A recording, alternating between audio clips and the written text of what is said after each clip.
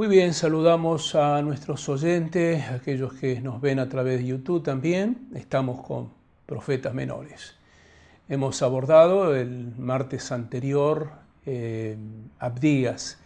Bueno, todos los profetas menores vamos a estar mirando, creo que es muy importante para este tiempo. Toda la palabra de Dios es importante, pero ambos profetas, lo que meditamos la vez pasada, más este, ajusta mucho al tiempo en el que estamos viviendo. Y siempre sacaremos algunas lecciones de cada uno de estos libros. Estamos por abordar en el día de hoy el libro de Joel. Joel es uno de los profetas menores con una visión tremenda de parte del Señor. Vamos a explicar ahora la perspectiva visionaria que tenía Joel. Pero quiero mencionar primeramente que Joel tiene una particularidad, era el profeta de todos los tiempos, se lo conocía como el profeta de todos los tiempos, porque su profecía era al momento, a largo plazo y realmente a un extenso tiempo como el que nos va a tocar a vivir como iglesia. Cuando meditamos en el libro de Apocalipsis, había tres etapas: las cosas que ven, las cosas que son y las cosas que serán.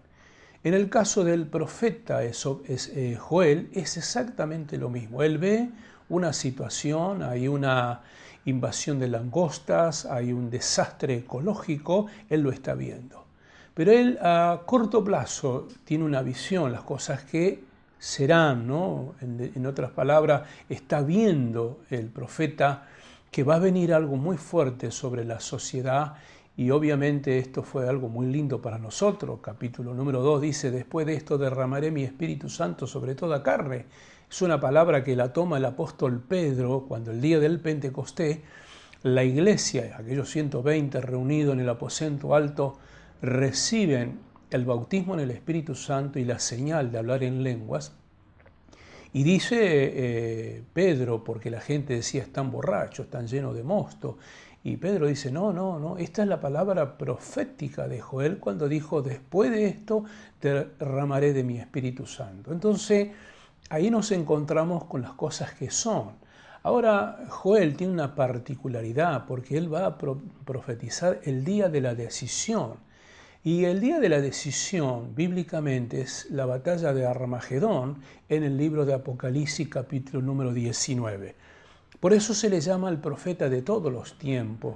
Él ve algo mediático, ve algo a corto plazo y ve a largo plazo. Lo que llamamos en el área de profecía, la profecía con perspectiva. Quiere decir que Joel está profetizando y está viendo picos. Él está teniendo una visión, está viendo pico, va a pasar esto, va a pasar lo otro. Él no sabe el tiempo que va a transcurrir desde esa primer palabra profética hasta la otra, los valles que hay. Por eso hablamos de perspectiva bíblica. Así que Joel era un hombre tremendamente, y su nombre significa Jehová es Dios, ¿no? Era alguien que enfatizaba sobre la persona de nuestro Dios, hijo de Betuel, ¿no? Aparentemente era descendiente de levitas. Obviamente, al leer el libro de Joel, en tanto en los capítulos 1 como en el capítulo número 2, vemos el conocimiento que tenía del templo, el conocimiento que tenía de las ofrendas, y cómo se realizaba el ornamento y las fiestas y la ceremonia. Es indudable que no era alguien simplemente que oía, sino que era parte de este ministerio. Por eso es la palabra tan fuerte hacia los sacerdotes, porque la realidad es que la palabra fuerte va hacia los ancianos, hacia los reyes y también hacia el sacerdocio. El sacerdocio había perdido temor de cómo poder ofrecer las ceremonias a Dios, y el profeta lo está hablando fuertemente. Creo que para nosotros es una llamada de atención, ¿no? Una de las palabras que la vamos a estar mirando más adelante, él nos dice de que si mi pueblo se arrepintiere, ¿no? Si hiciera ayuno entre la entrada y el atrio, o sea, él está hablando del gemir, está hablando de buscar y arrepentirse, y esto le habla a el sacerdocio. Y creo que esto es para nosotros como iglesia, cuando el Señor nos habla o nos invita en este tiempo, si miramos lo que está aconteciendo, ¿no? Un desastre ecológico, económico, laboral, es como que lo que pasó en aquel entonces, ¿no? Había una invasión de langostas. Bueno, en este tiempo hemos visto en los noticieros que han venido millones de langostas en la zona del litoral, Corrientes, Entre Ríos, Santa Fe, una cantidad de langostas que uno no lo puede creer, que en un momento destruyen cualquier sembrado. Bueno, en aquel tiempo lo estaba viendo Joel y por eso le pide al sacerdocio a que pueda clamar al Señor a través del ayuno. Y creo que es lo que en este tiempo el Señor nos pide a nosotros, que podamos mirar esto, que es un desastre, como una langosta que está destruyendo la economía, el funcionamiento de una nación. Todas las naciones del mundo han pasado y están pasando una crisis económica y vale la pena que la iglesia, cual tiempo de Joel, pudiéramos buscar al Señor. Más o menos esto es lo que vemos de la vida de este hombre. Él profetizó. En el año 870 a.C. se cree que su mensaje profético estuvo en el tiempo del rey Joás. ¿Por qué no hay una reprimenda hacia la vida del rey Joás? Usted, si conoce la historia bíblica, por aquel entonces este rey tenía 8 años de edad. Él fue llevado a ocupar el trono siendo un niño y guiado por el sacerdote Joiada, ¿no? Atalía, la que había usurpado el trono, había matado a todos los descendientes del rey, pero Joiada y un buen grupo que temía a Dios lo ocultó al bebé, al descendiente de la línea de la realeza, y a los 8 años lo sentaron en el trono y tuvo un buen reinado. El rey Joás, siendo niño, a los 16 años trajo un avivamiento muy fuerte en la tierra debido a la conducción de Joiada. Hubo un tiempo que, como cualquier ser humano, se desvió un poco, pero fue un buen rey guiado por este sacerdote. Así que Joel no profetiza contra el rey porque justamente en ese momento era muy pequeño este hombre, un hombre abierto, un hombre afirmado y conocido del campo también. Cuando usted lee el libro de Joel, estos 3 capítulos, invito a que usted lo lea, él está hablando del campo, explica todo lo que pasa, el desastre también que había en la parte ecológica. ¿Por qué? Porque como en este tiempo se guarda el grano en silos, los llamados silos bolsa, ¿no? En aquel entonces lo enterraba en terrones para que no le entrara la humedad y lo conservaba. Bueno, ¿qué dice Joel? Se ha podrido también esto. Había un juicio sobre la nación, ¿no? Bueno, un poco lo que habla de la vida de Joel es esto. Y le decía que en el capítulo 1, usted va a encontrar todo el capítulo 1, es lo que está presentando, lo que él ve. Él está viendo, que ahora vamos a mirar algunos detalles, vamos a hacer un bosquejo del libro de Joel, pero él está viendo y está profetizando lo que ve. Capítulo número 2, ese es un futuro cercano. Le dije hace un momento, la llenura del Espíritu Santo, el avivamiento espiritual que vino, y fue una palabra que soltó Joel, que dice: después de esto, después de tremendo desastre, vendrá el Espíritu Santo sobre toda carne, los hijos profetizarán, los jóvenes tendrán visiones, los ancianos soñarán.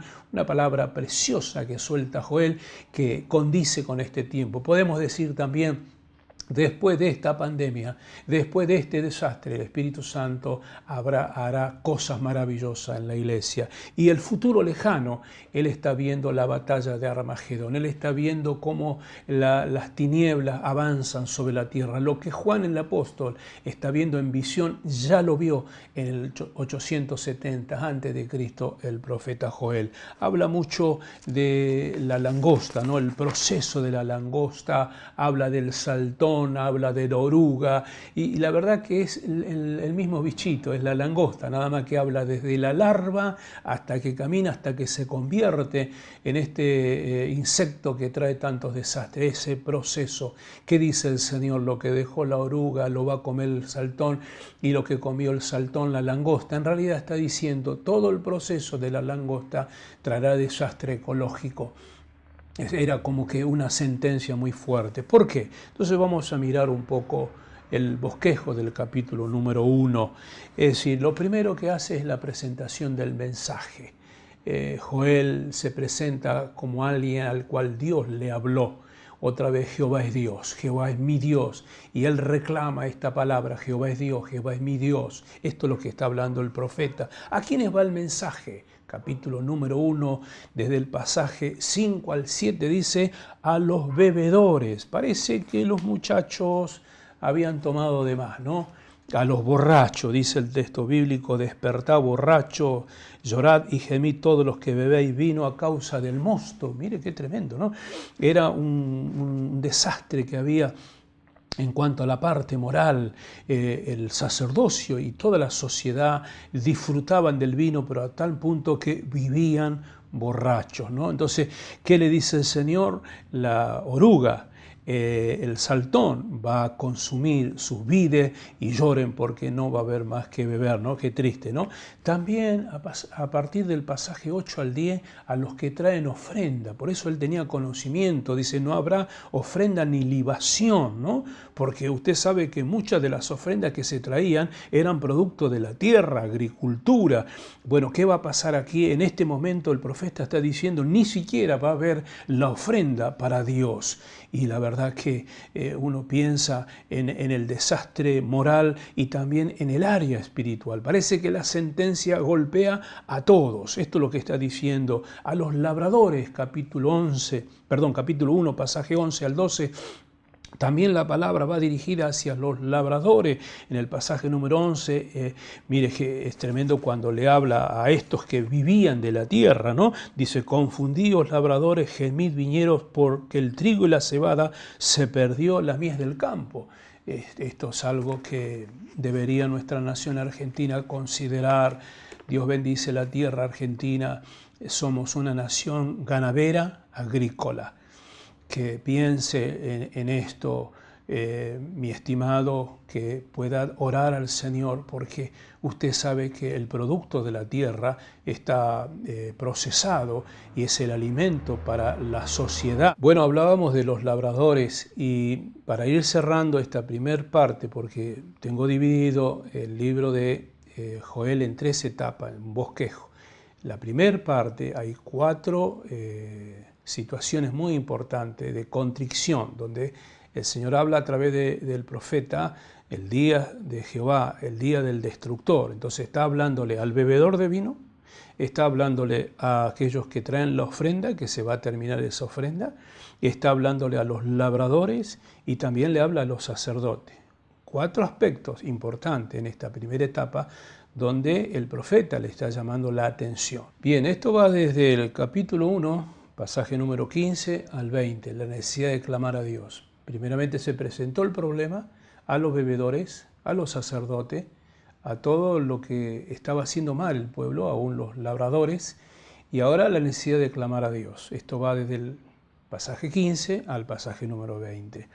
La causa del clamor, mencionamos esto, y esto está en el pasaje 15 al 18. El Señor dice, tocar trompeta, proclamar ayuno, reunir al pueblo, santificar la reunión.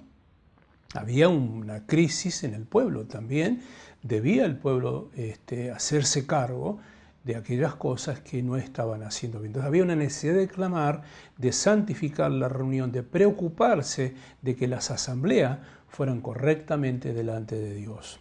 Los penitentes o aquellos que deberían ejercer esto va en el pasaje 19 al 20. Fíjese, dice, responderá Jehová y dirá a su pueblo, he aquí, yo envío a vosotros pan y mosto, aceite y seré saciado. Hay una respuesta de parte de Dios al penitente. Es decir, hay una necesidad de clamar, pero dice el profeta, Dios va a responder. ¿Cómo va a responder Dios?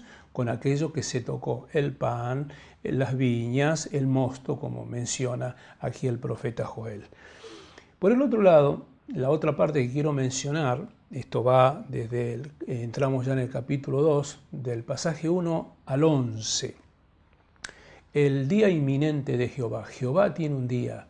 Entonces en el capítulo 2 está mencionando justamente que viene un toque de parte del Señor. Jehová dará su orden delante de su ejército, pues es muy grande su campamento. Ahí hay una mezcla de ilustraciones. Por un lado, habla del ejército como langosta, pero ahí entre medio de esta palabra va a aparecer la característica de un grupo de soldados, de guerreros que van a venir en contra de la nación. Y no es otro más que el pueblo caldeo, los babilónicos, que eran hombres aguerridos, valientes, y que sin temor aún caerán en su espada y se volverán a levantar. Gente que está dispuesta a todo para cumplir un propósito sobre la nación israelita. Así que el día que Dios está hablando. Ahora, ¿cómo se podía solucionar esto? Había un llamado al arrepentimiento.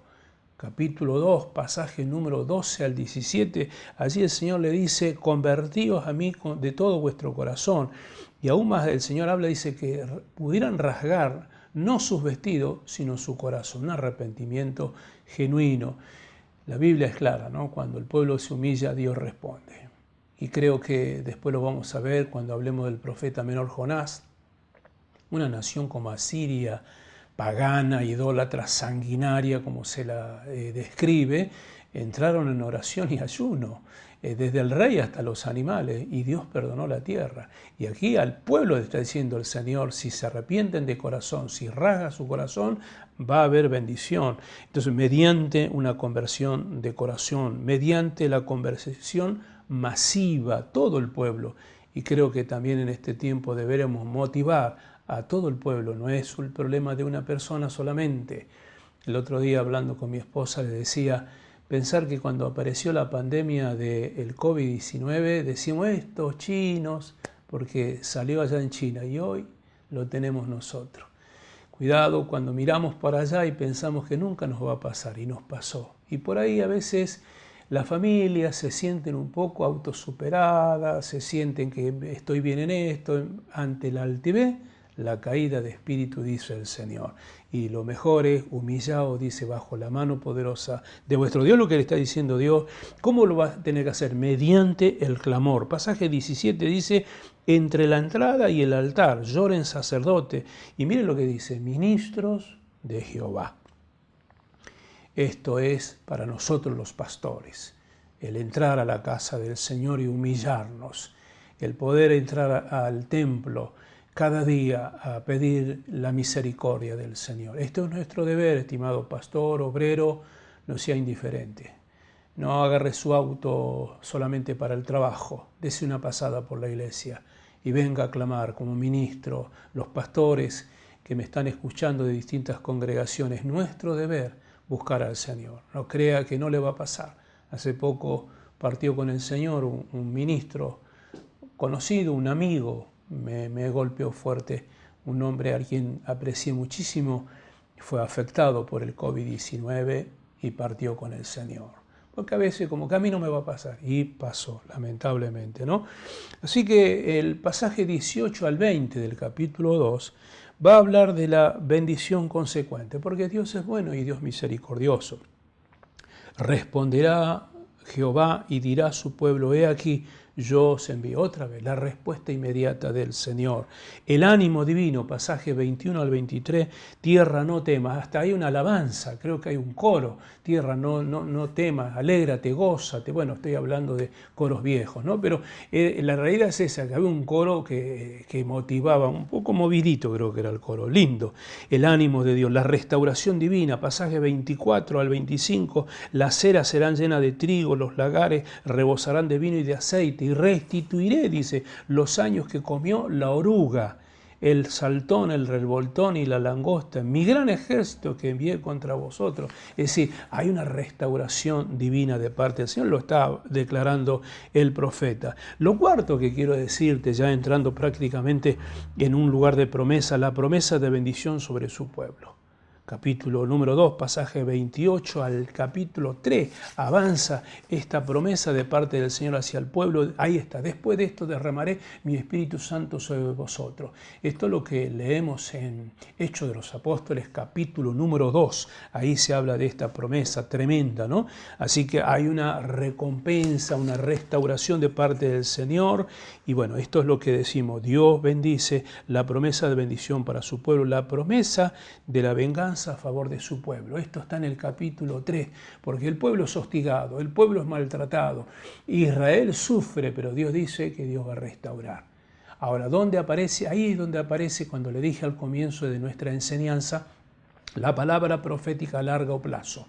El día de la decisión, dice aquí el profeta Joel. El día de la decisión no es otra cosa más que la batalla de Armagedón. Apocalipsis capítulo 19. El día donde todo el pueblo se reúne a batallar contra Israel y Dios da victoria a su pueblo, y ya lo está profetizando el profeta Joel. Así que hay una restauración, la promesa de Dios, de vengarse, el juicio de Dios hacia las naciones. El Señor juzgará a las naciones. Animamos a la nación argentina para que siga bendiciendo al pueblo de Dios. No se olvide que Israel es el pueblo de Dios. Y aquellos que bendicen al pueblo de Dios, Dios bendice esas naciones. Y ahí habla de una convocatoria, pasaje 1 al 8 del capítulo 3. Y estamos ya entrando en la final de nuestro libro. Son 72 versículos bíblicos, 3 capítulos solamente del libro de Joel. La promesa de exaltación. Exaltado frente a una crisis universal. Capítulo 3, pasaje 15 al 17 dice: el sol y la luna se oscurecerán y las estrellas retraerán su resplandor.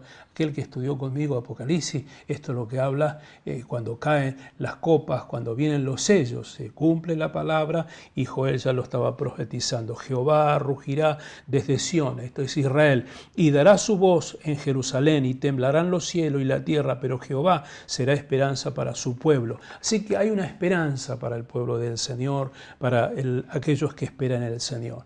Exaltado frente a la desolación de sus enemigos, porque los enemigos van a quedar totalmente destruidos. Sin embargo, pasaje 18 al 21, justamente sucederá en aquel tiempo que los montes destilarán mosto y los collados fluirán leche.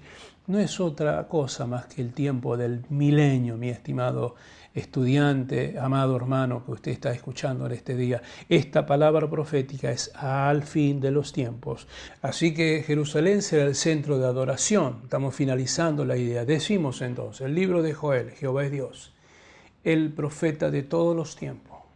3 capítulos, cerca de 72 versículos que hablan de juicios hacia las personas que estaban desordenados. Esperanza de parte del Señor y a largo plazo la promesa sobre las naciones y de manera muy especial sobre la nación israelita. El último de los textos bíblicos, el pasaje número 21 del capítulo 3 dice: limpiaré la sangre de ellos. No es otra cosa más que el perdón de pecado, no es otra cosa más que viene el tiempo de la redención para la sociedad.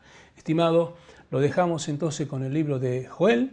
Hemos finalizado un nuevo libro donde hemos tratado superficialmente algunos bosquejos. Dios le bendiga y será hasta la próxima, que seguiremos con otro libro de profetas menores.